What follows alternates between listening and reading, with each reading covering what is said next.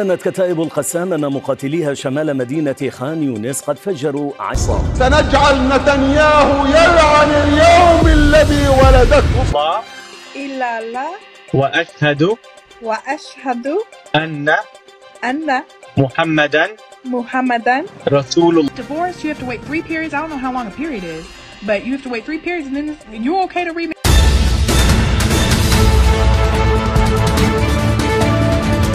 سكنية إلى غير ذلك خلال العملية الرئيسية في خان يونس، لأنها أول ما دخلت إليها القوات في المرحلة الثانية من ممر كشفين. الآن هذه الفلسطينية وخاصة حماس والجهاد الإسلامي في عملية توظيف الجغرافيا بطريقة احتياطي الجيش الإسرائيلي إسحاق بريك أن إسرائيل ستكون في خطر إذا اندلعت حرب إقليمية.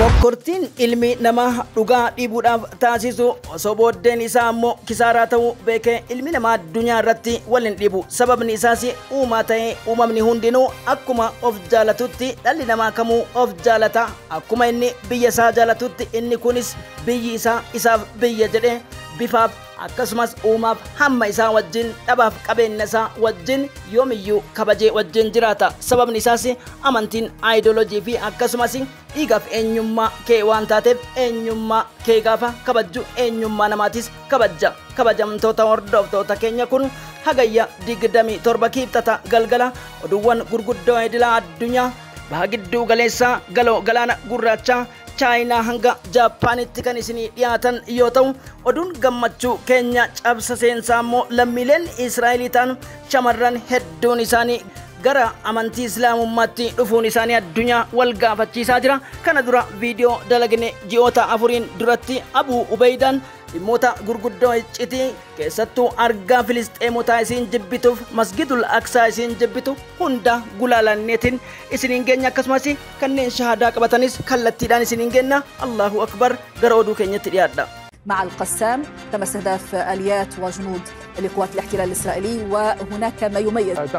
إذن أبدأ معك من نظامية لن تعيد المسجد الأقصى، وأمريكا الصليبية لن تسمح بفك 2 months after Israel launched its war on Gaza, the sniping operation. قنابل يدوية. نعم قنابل يدوية يتم ربطها في هذه المنطقة، فعندما تكون إصابة في هذه المنطقة يتم احتراق أو هذه المناطق.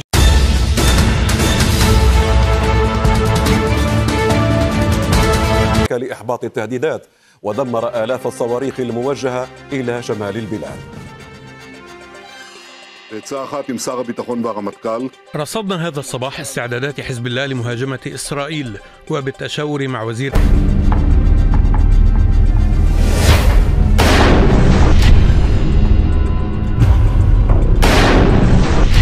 ونقول لهم بأن دعوة weerartoota fi ziyoonistoota akeekkachiifneetti timna keessahuu netana'uun dhiheenya kana keessaan gaazatti deebuu fi dachii gaazaadhaa ergamtootaaf abbootii qabeenyaatiif gurguruudha dhageenyee jirra. Eenyu ka lubbuun hin jirre argeeti. Kan ammoo mariin isin gochaa jirtan hundi nu ga'eeti jira. Tasgabbiin naannicha kanarratti akkan jiraanne beeka. Rabbi yoo jedhe waraanni itti fufee hanga ajjechaa fi buqqa'iinsi itti fufetti achitti waan ta'eef baay'ee hin bal'isnu.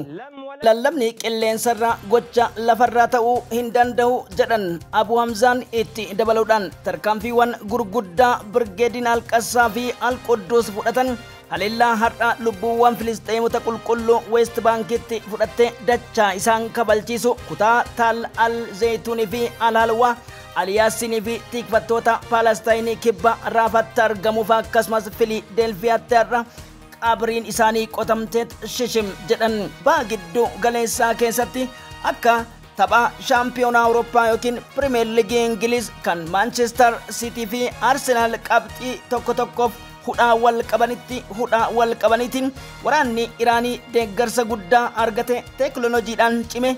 Ameerikaan ammoo dhagaatti si jijjiira yoo jettu Iraan ammoo oma feetanuu jedhaati isin yaala jechuutti jirti. haa ta'uuti tarkaanfii gurguddaan ammas Iraanitti jirtu humnoota peeroksii yookiin madhee isiitiin Israa'el kaleessa galgala akka Iraan doomiin isii waan takka hin dalayne Ayatullaaliitti qoosuun maraachuutti jira.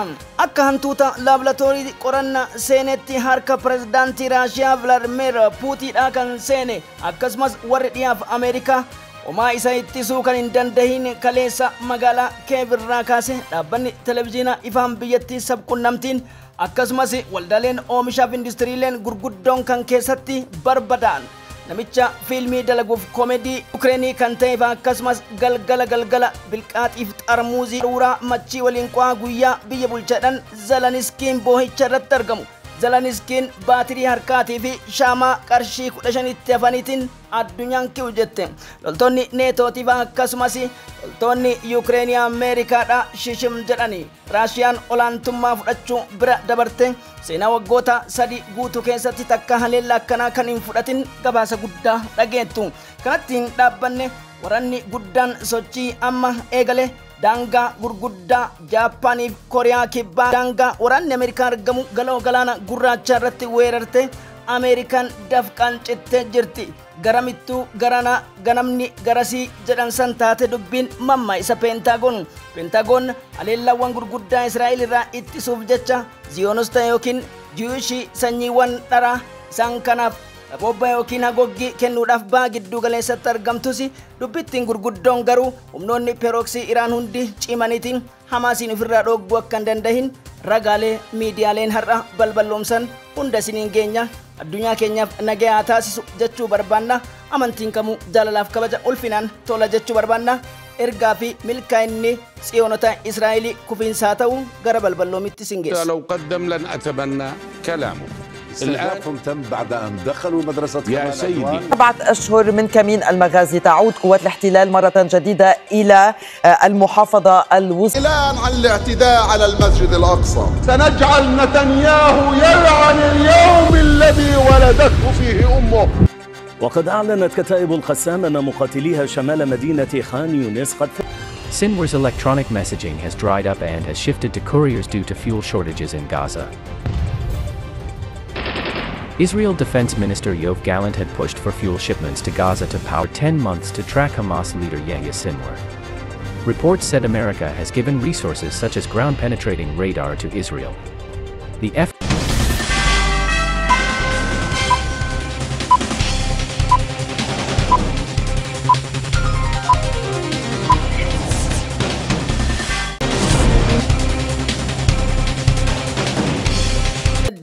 Rashidi fi Aliyaasin 105 kan news baha imala qabrii dhabama isaaniitti bobba'aniitiin dhumaatiin qondaaltota dabalateen loltoonni gurguddoon kan keessatti dhumaniif makanaayizdiin 47ffaa kan cecem itti jedhe misaa'ila Hamaasiif irbaata ta'uudha kan dubbatan. Kanaan wal qabsiisee qondaaltonni gurguddoon ajajoota olaanoo ta'an Meejor Jeneraal Hiizak Baarikii fi Jeneraal Ziv dabalatee Netanyahuuf Gaalantiin walitti bu'an. Asiin Hizboollaa lolla asiin ammoo Iraaniif qophaa diraamaan akkanaa kuni maali jechuudhaan kan walitti bu'an yoo ta'u Israa'el kaat ministeera jaalaatiif akkasumas Itamir Benjaagir kan jedhamuun ammoo wajjira keessatti wal qabachuu Axios Interfact iccitii addunyaa gadi baasanii toonni akka Alvan Gaazii fi Peter Lewis Vadosk Yejar Bravo Gutar Alensangot Skeetiif akkasumas ammoo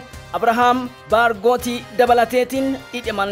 Kanattiin dhaabbanni humni riijimentii kibbaa kan Filidelfiyaa irratti kaleessa ramadame taal alhalwarraan cehee dhufe achumatti hidhaman 545 taatee dubbittiin loltoota 50 dhabuudhaan wal qabsiise.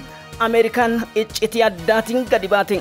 Kabajamtoota hordoftoota keenya Ameerikaan humni guddaan tokko kan lola kana goolabuu nu dhoorge yoo jiraate Sinwar tooftaa teeknoloojii maadhee kan picture guided satellite jedhamuun lafa maayilii 300 dheerina qaburratti holqoota kutaawwan Gaazaa keessa jiran hundaan akka barbaadanii satellite kun arganii saffisaan ajjeefamuu qaba jedhaniit murteeffanii dubbittiin baha gidduu galeessatti wal nyaatiinsa Ameerikaa fi biyyoota hedduu ta'uu akka deemtuu fi Ayatullah Aliitis dubbittee jirtu ifatti gadi baasanii hafuura shokokkii tokko malee kanaan dura yeroo meeqaa jeefneedhanii miidiyaalee idil addunyaatti kan odeessaa turan Sinwar manni isaanii marfame special forcein helikooftariin bu'anii yoo ol seenanii jedhan homti takkan jiru samii seeneef dachii seenee Yahyaa Sinwar qilleensa taheeti sanbooda odeeffannoo argatanii dubartii fakkaatee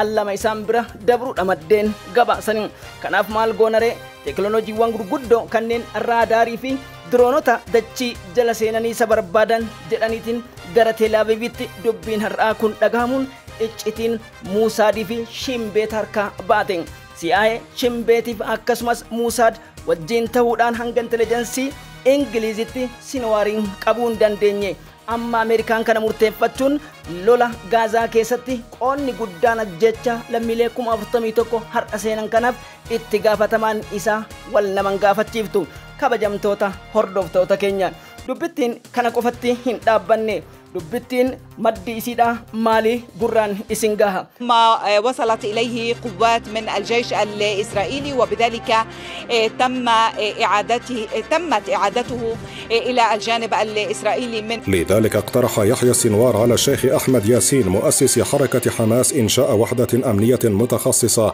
تركز على تعزيز الجوانب الأمنية للمقاومة وهكذا ولد الجهاز الأمني ماجد بتوجه رسالة لعائلتها الجديدة والكبيرة من المسلمين وبتقول اللي هنشوفه مع بعض دلوقتي ده ساحر أمني إلا الله وأشهد Literally, it doesn't go into. It made everything make sense. It finally pulled everything. How that's the religion that I belong to. I don't know why.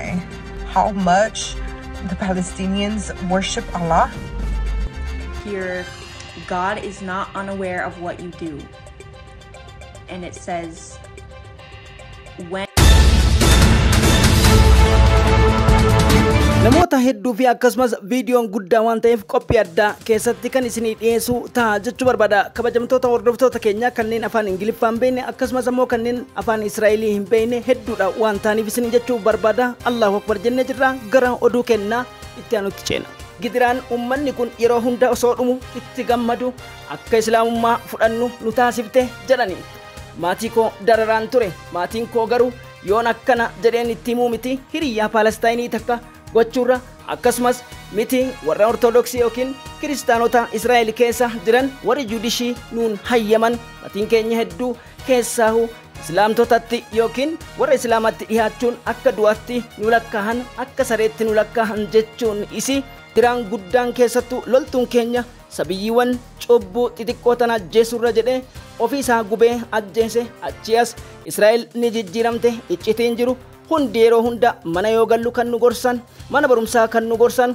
ummata kana balaaleffadhaa irraa fagaadhaa jedhan isaan ammoo nama wajjin nyaatan nama wajjin dhugan hiriyyoota gaggaariidha yoo isaan sodaannes bilbilaan wal dubbisna kannee malee kallattiidhaan yoomillee hariiroo kenna hin garsiifnu akkasumas dubartoota Filisxeem keessaa wanni namatti tolu hijaabbatanii deeman hijaabbatanii yookiin rifeensa isaanii qaama isaanii hin mul'isan inni kun ammoo yeroo laallu yeroo baay'eedha fakkeenyaaf manuma keessattiyyuu gaafaatiin uffata biraa kan qaama kee mul'isu uffattuu fi gaafaate immoo uffata diriiraa uffattu garaagarummaa hedduutu jira kun waan jiru garuu isaan sun baay'ee saalfatamu waraanni keenya yookiin waraanni IDF isaan kana hunda qaanesse namni gara dubartiitii bahee dubartii qaanessu caala uumaan dhugaadha osoo amantiin keenya dhugaa ta'e mootummaan keenya maaliif nama ajjeesa kan jedhu barattoota kolleejjii Aviv wajjin mari'anne dubbittiin akkuma jedhamu akkasumas ammoo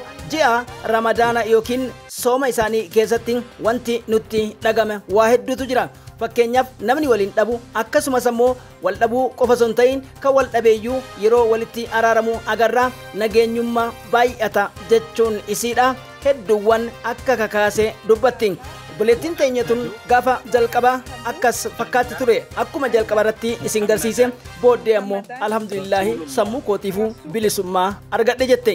Eeyyee kabajamtoota hordoftoota keenya dhugaa amma feetillee dhiibdeetiin daangaan ati geessitu hin jirtu. Maaliif jennaan dhugaan ni qallatti malee hin cittu jedhama. Amantiin hundinuu jaalalaaf kabajaan ta addunyaa tanarratti waliin jiraattu haa ta'u gara oduu keenya guddatti ceena. Creativity and the battlefield prowess of the Ukrainians, but when it comes to being killed in Ukraine, 4 times higher than the figure acknowledged by Moscow. The research also suggests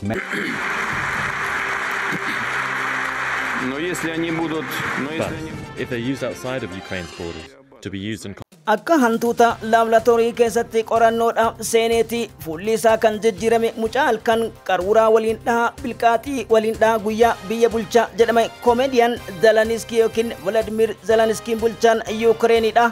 Kutaa Kursk keessatti torbee takkaaf bashannanaa turanis roobni gubbaarraa itti roobe akka waan dachii sochoosetti ofii isaaniitu wallaalanii shaama qarshii 15 dukkana Yukireeniin qunnamte wajjin ibsata jiru jedha Associated Press taas miidiyaaleen idila addunyaa.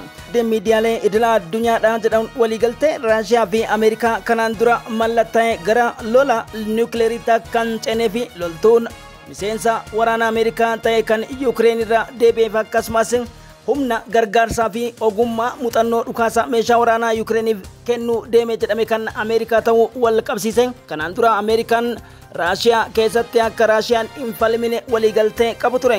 Haa ta'uuti dubbitti icciti ABC miidiyaa idilaa addunyaa kan Ameerikaatiin gadi baase loltuun kun Ameerikaa ta'uu wal qabsiise.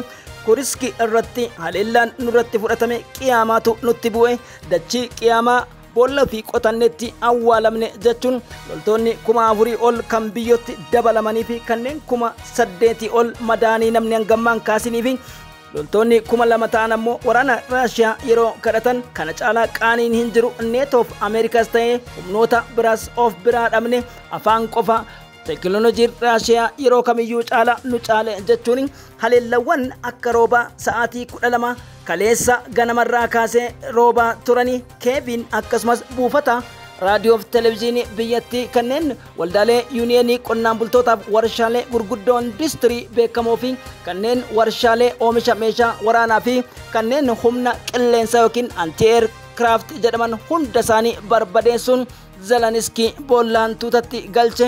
Kuni waan hin taamne jalqabaa dippiloomaasiin xumuramuu qaba jechuun dubbachuun Ameerikaan fallisiin qabdu loltoota san kophatti waamtee isaan karaarraa qabu yoon ta'in alatti dubbittiin itti kaati jechuun yaaddoon miidiyaalee idil addunyaa kan balballoomsan. Kabajamtoota hordoftoota keenya yaada qabdan CTN jalatti nu barreessu hin dagatinaa isiniin jechuu barbaada. Ulfinni alamanaa isin biratti haa jiraatu. Qophii addaa yeroo gadi lakkifnutti nu cinaa dhaabbadhaa isiniin jechuu barbaada. Jazaakallah sagalee mujaahidoota ulfinaaf jaalalli isin biraa bulu.